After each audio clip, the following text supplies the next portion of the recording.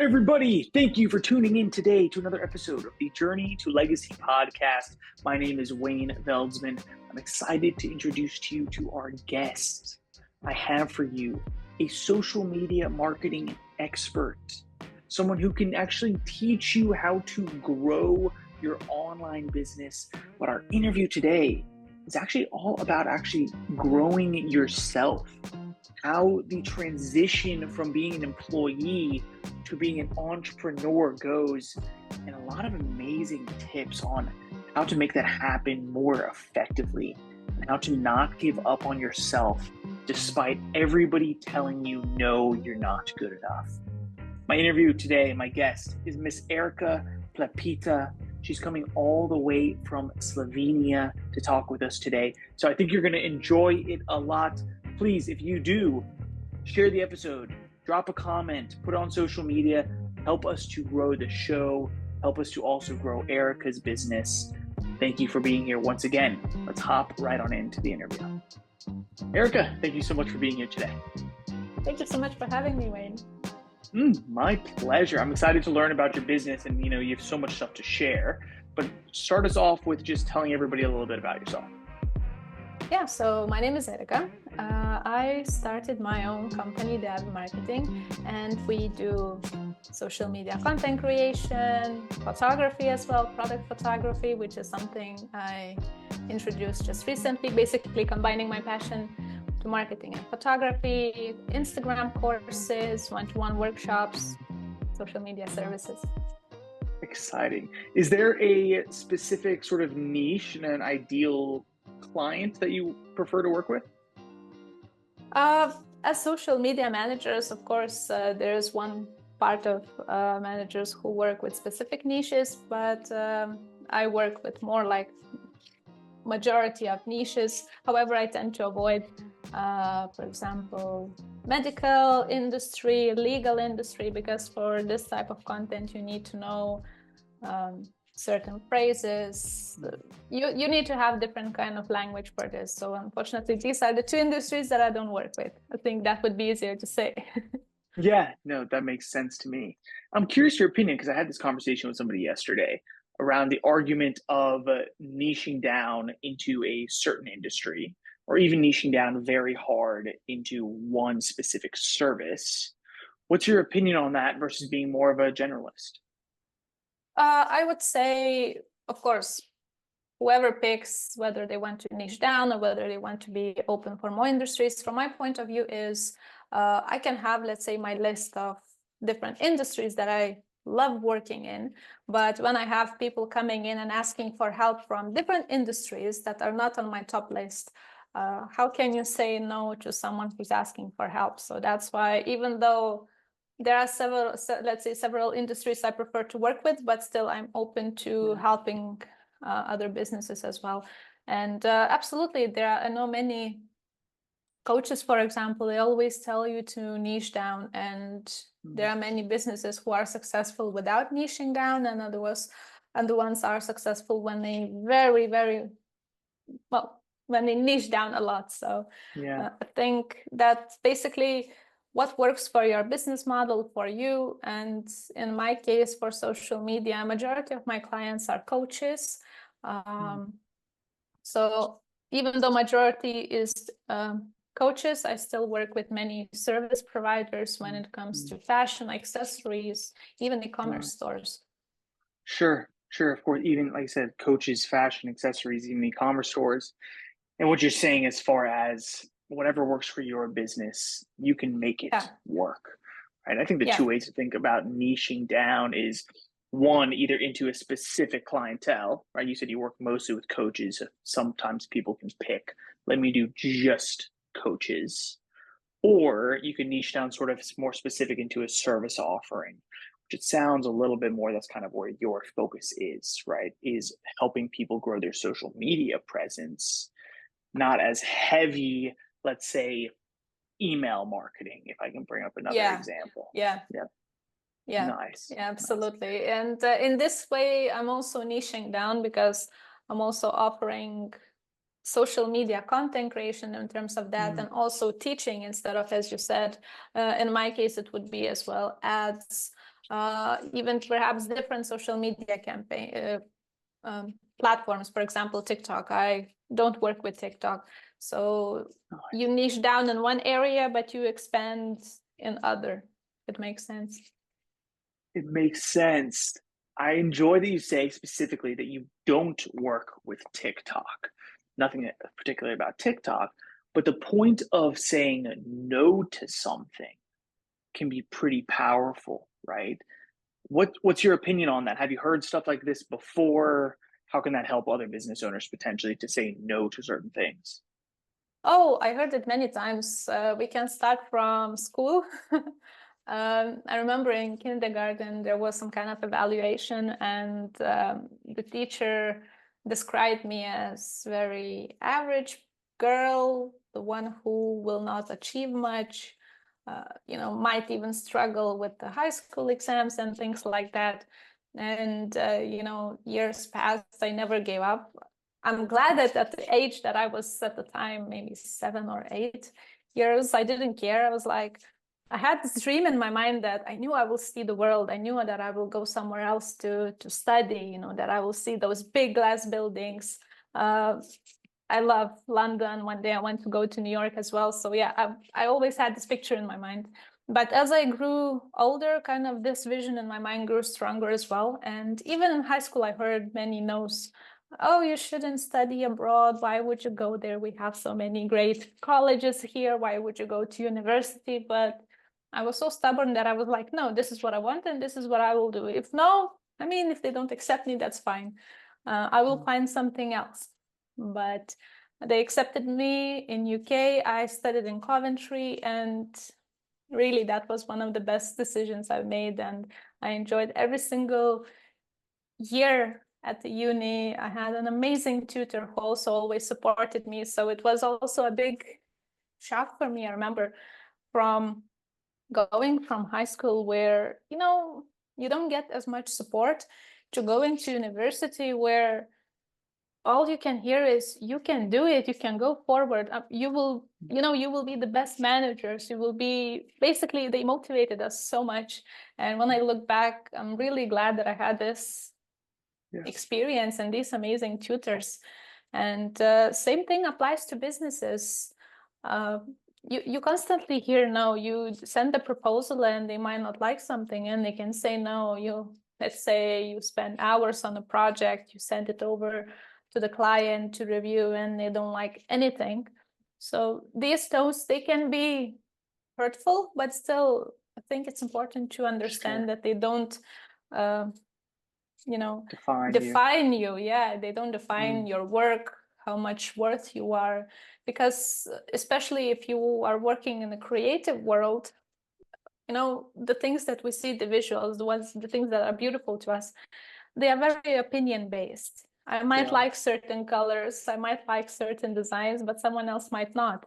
And when I work, I always ask for examples. So I think this is also something that comes with experience. When you hear no's, when you kind of start analyzing where was this miscommunication, maybe you didn't understand their vision or their goals, then you kind of start asking better questions. And then in the future, for me, for example, this came to ask for visual inspiration. So I understand, so they like more rounded shapes in their designs, for example, and things like that, or they like certain editing filter. I think that would be the simple way to put it. And you kind of learn from it, but just because someone said no, there will be always someone else who will say yes to you. So I think that's something very important to remember. That is a really, really great lesson, honestly. How you're sharing from even in school, teachers were telling you no. I can't believe that teachers say stuff like this to kids, and it's wild because I hear it all the time, right? But teachers are telling kids essentially, no, like you're not that smart, like you're probably not going to do anything big. You're going to stay here in whatever the town is you grow up. And so starting at an early age, you understood to almost not believe them. They would say no to you, but you thought to yourself, I'm going to do it anyways, right? And moving forward, and now you're even connecting it to business. And today, or you might have clients that are telling you no for certain reasons, but understanding that there's always another yes coming, right? And so, Absolutely. And yeah, go ahead. yeah, I remembered another funny example. Just when I graduated at the time, I was working at a hotel at receptionist. I worked there for, I think, 2 years.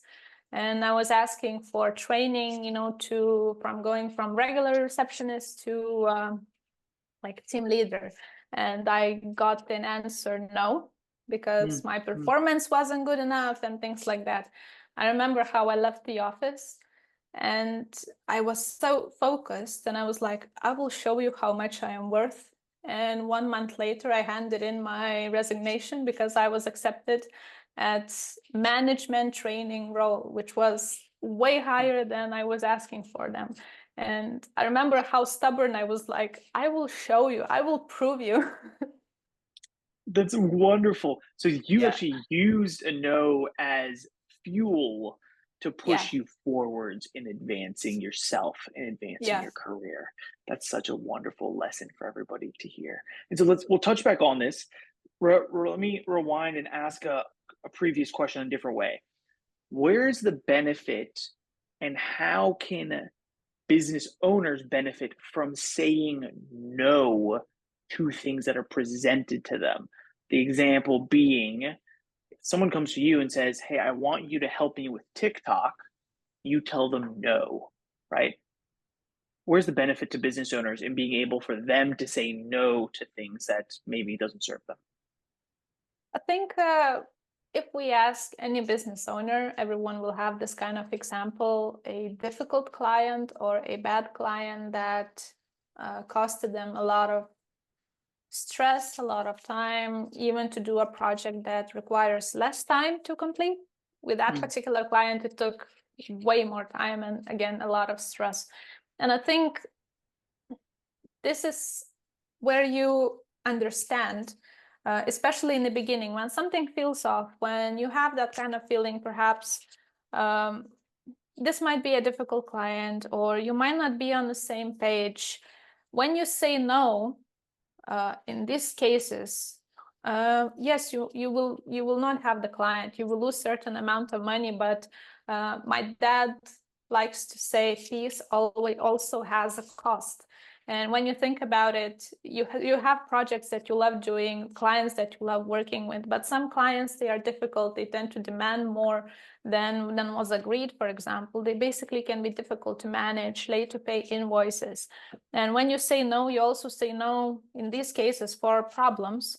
As you mentioned, the TikTok example, since this is a problem platform that I don't work with, for me, it would require to completely adjust my strategy, spend even more time learning the platform, because still, as a professional, when you accept something like this that is way different out of your expertise, out of your scope, you put so much pressure on yourself. And also in this case, you kind of experiment not with your own account, but with your client's account. And if you do something wrong, you have to tell them.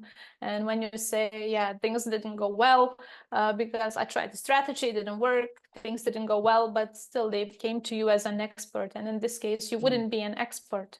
So it's also important to maintain your reputation, if it makes sense, at the same time. But of course, there's always there's something different between growing as a business owner, learning new things, developing. But I would say it's best to invest your own time instead of taking on a client because you cannot say no, and then simply experimenting. But what happens if the page gets blocked, for example? What do you do then? Yeah, then you're in a lot of trouble. Two things that you said here really stuck out to me. Interesting. So it comes from your dad that he said peace also has a cost, right? Yeah. Absolutely. Like your own peace, there's a cost behind it. And the other one that you said, that you're actually saying no to future problems. That's so interesting to me, right? Because if in the moment, especially for new business owners, new entrepreneurs, they're so hungry for clients, for work, anything and everything that comes in front of them and somebody offers, they want to say yes because they want the money so badly. But that's a short term focus. if you can take 2 steps back and realize that actually, what am I about to say yes to? If I, I'm not comfortable with this thing, it's not my normal bread and butter or my expertise. If I say yes, I'm saying yes to less peace, right? Because you're now saying yes to more stresses in your life. You're saying yes to more problems. I'm going to face more problems because I don't know how to do these things. I'm one for overcoming problems, but there's a time and a place, right? You're saying yes to more problems, and you're saying a yes to extra pressure, having spent extra time, and potentially you're saying yes to hurting your reputation because you're not an expert in that thing. Yeah, yeah. And I think also it's important to add, uh, it's very easy now to say or to listen, like avoid these things and be confident in saying no to these types of projects. But I think also an important lesson comes with when you actually say yes.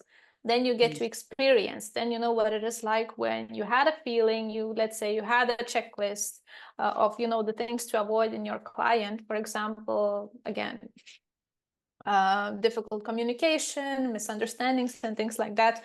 And when you're actually going into the project and when you get to experience how difficult it can be, when you know how it feels, then the next time, basically, you have the lesson learned. So you know what it is like. So I think it's also important to have this mistake, to feel it, what it's like. So then you can compare and then you can fully understand that what that no truly means. Absolutely. And the difference between that no and yes. Absolutely. Yeah, and those mistakes are important, right? As long as we acknowledge them and learn from them instead Yeah, of just totally disregarding it and brushing it under the rug. yeah, You mentioned some stuff about miscommunications just now, right? Communication is a huge part of my life and services that we provide to clients. Let's focus in on that a little bit.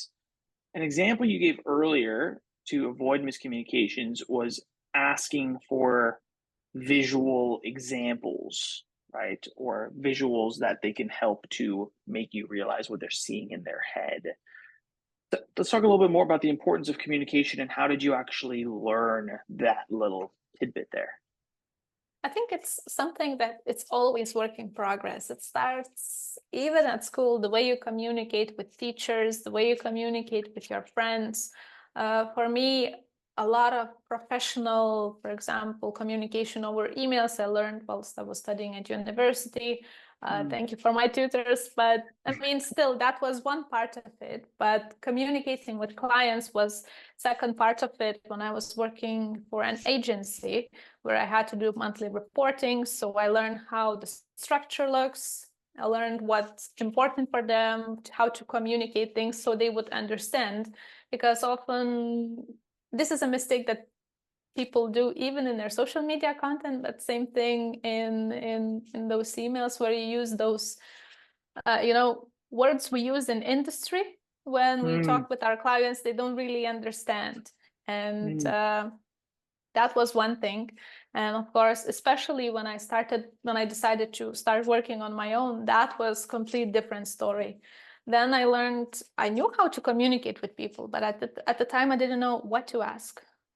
So mm, even though I had my questions prepared, only after some time I realized that it's very easy to say, I want an aesthetic feed, for example, or I want neutral tones or minimalistic look, because everyone, again, understands things differently. And there were many times, of course, when he said, I'm not too picky, something minimal. I did something minimal, and they were like, that's not exactly what we want. And then I realized I should have asked for example. So I yeah. would understand at least, the shades, the shapes. It happened many times when I did the shapes, for example, rounded, but they prefer to have proper, with sharp edges.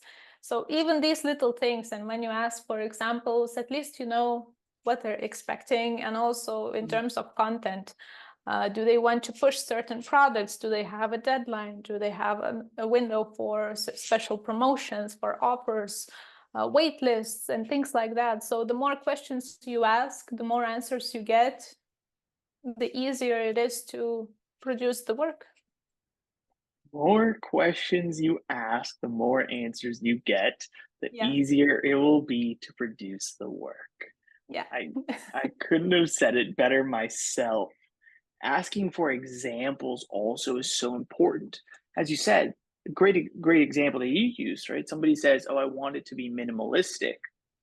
To one person, minimalistic, or if I can use the word even basic, right? Those are potentially synonyms, basic and minimalistic, yet Yeah. to each person that it means totally different things. So great. This is really one really great tip here also, or that's two immediately. Asking for examples and then asking more and more questions. What are maybe some other tips specifically for communicating with clients over email? I would say when communication gets a bit tricky and when, let's say, you look through the emails and things still seem unclear, jump on a Zoom call. Cool. That's the most simple way. I mean, otherwise you will end up having 20, 30 emails over a project, and then you have to scroll see through everything.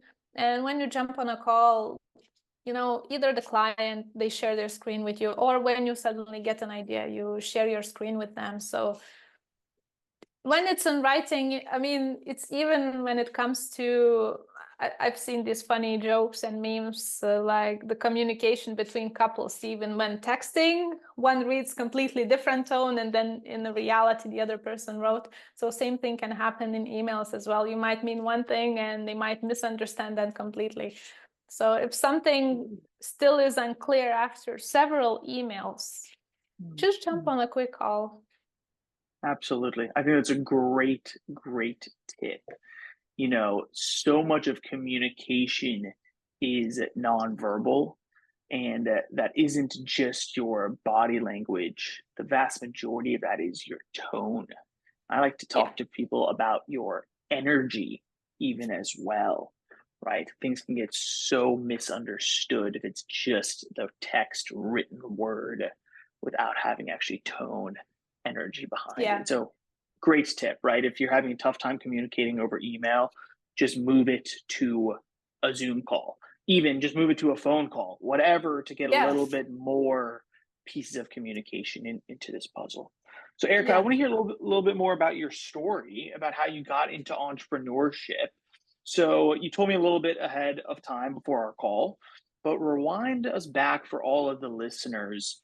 Where did you first start to think about business and entrepreneurship and then start to make that pivot?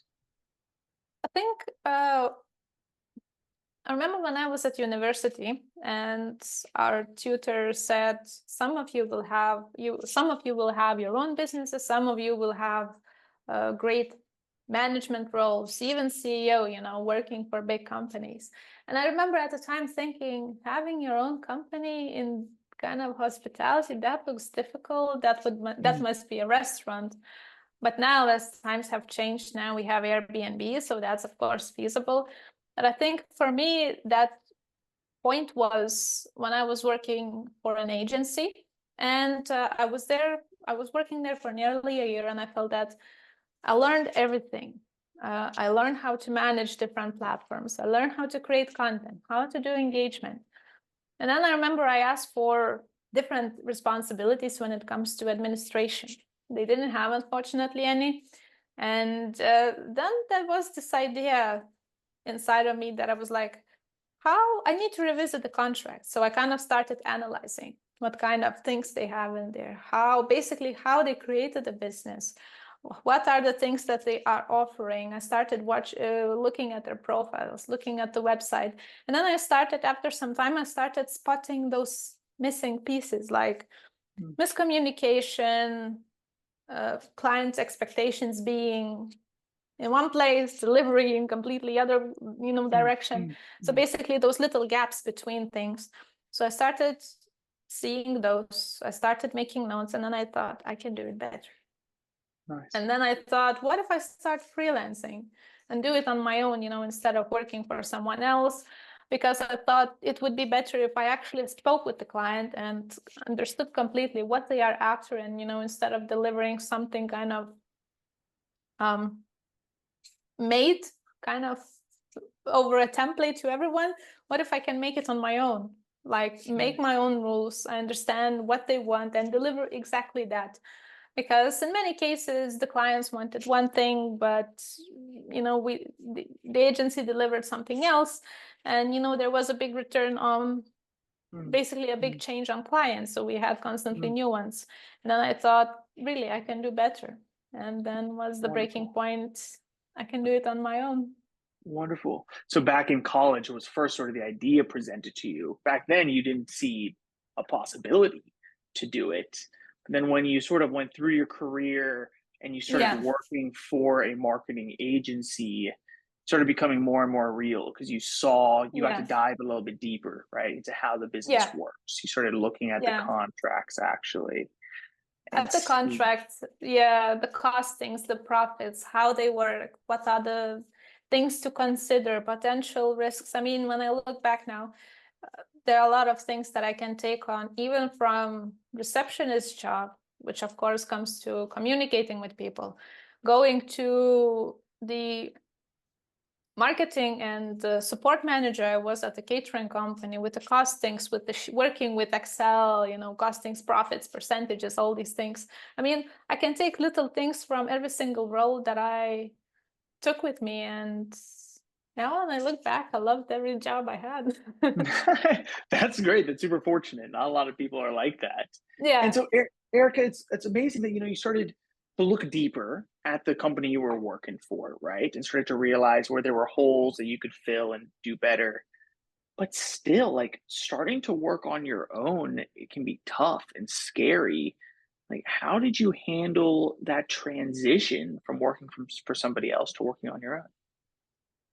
I think it's important to say that in the beginning, there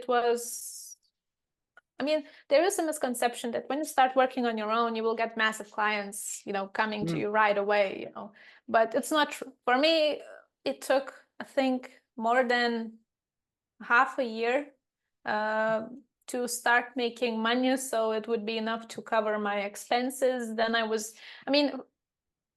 I have a very supportive family, and I'm very thankful for them. When I told them that I want to start working on my own, they were there to support me. I moved back in home, which was also not an easy decision to make. But my parents, they were there. They celebrated every single client I got. And they really supported me, and especially in this journey. And but yeah, I think there is a misconception that at the beginning, you get so many clients, but it's not true. I think if you pass that period, for me, it was maybe 6 or 7 months. If you pass that period when, you are struggling, I think you need to pass that point, and then life gets better. Because I think many people quit. If, let's say, after 3 months, they don't get any more clients, they just call it quits. But the more consistent you are, the more work you put, and if you don't give up, you will succeed. If you don't give up, you'll succeed. So the transition is hard. It wasn't easy overnight success for you either. So it sounds like your lesson here. I remember offering social media services for a month for $30. Okay. Just to get portfolio, just to get, Great. reviews and things like that. That was difficult, but I also volunteered for a while just, to get those design examples, get my name out there. And I think that was also important part of it. Just, if I do this, it will get better. And it did get better. Great advice right there. Everybody out there, if you're starting to work on your own, if you're starting your own business, chances are good you're not that good yet. You're not the expert of all experts. And so be willing to do some work for free, do some work for a low price point to get the experience, to build those reviews, testimonials, whatever you need to do. And don't give up. It's the biggest piece of the puzzle. Absolutely. Yeah. I love that. So, Erika, as we start to wrap up, I always like to ask everybody some questions around legacy, right? So the name of the show, of course, is Journey to Legacy. And for you, what is that word? What does legacy even mean to you? For me, it means being recognized by the work that I do, by the expertise that I have, and knowing that people can come to me and can count on me. Come to you, can count on you. No, and of course, Yeah, being recognized by your expertise. Something else that you said that you wrote down is that just that knowing that you've helped and made so many people happy with your work, yeah. right? So you think like emotion plays a lot in legacy and how you're remembered. Absolutely, yeah. When you see people being happy, in my case, with the feed that I created for them, and feeling proud and sharing that content and getting those compliments, and also me going to their profile and seeing, oh, they're getting engagement, and they have such a lovely feed. They followed my advice. They are growing. And even in the course that I see right now, I have Instagram course. It's called Instapreneur with a fancy name, but I had so many comments, and to see how much I have helped, it really warms my heart, really. It makes me happy, and I feel like goal achieved. I I have love helped that. someone, yeah. That you've helped someone. It's more of a feeling that you're having within Mm-hmm. yourself versus Yeah, an outside gratification or people on the outside remembering you or talking about you. It's more about how you feel about yourself and how you're helping yeah, others. yeah. Wonderful, wonderful. Erica, well, thank you so much for being here today. I really, really appreciate it. Where can people go to find more about you or even to work with you? Uh, First of all, thank you so much for having me. I had a wonderful conversation. And yeah, you can find me on Instagram, Marketing with Erika, or on Facebook, Erika Plepyte. Wonderful. Thank you all for tuning in today. Erica, thank you again for your time and for sharing your expertise. What did you all think? Man, some of my notes here are that peace also has a cost. And that by saying no, a lot of times you're saying no to problems, to future problems. Amazing, amazing takeaways there, as well as, of course, I love all the discussion around communication tips and asking more questions to get more answers. Unbelievable, amazing. Everybody, thank you so much for tuning in. I really do appreciate you. Until next week, my name is Wayne Veldsman. And hey, if you're listening, chances are good that the Journey to Legacy community is still open to join. Come check us out. Miss Erika is on the inside. So if you're looking for free access to her, come join the Journey to Legacy community, where like-minded people all focused on growing ourselves and focused on growing others. We're all coming together to make the world a better place. I'll see you over there. Visit us at journeytolegacy.org. Until next time, my name is Wayne Veldsman, and you're listening to the Journey to Legacy podcast.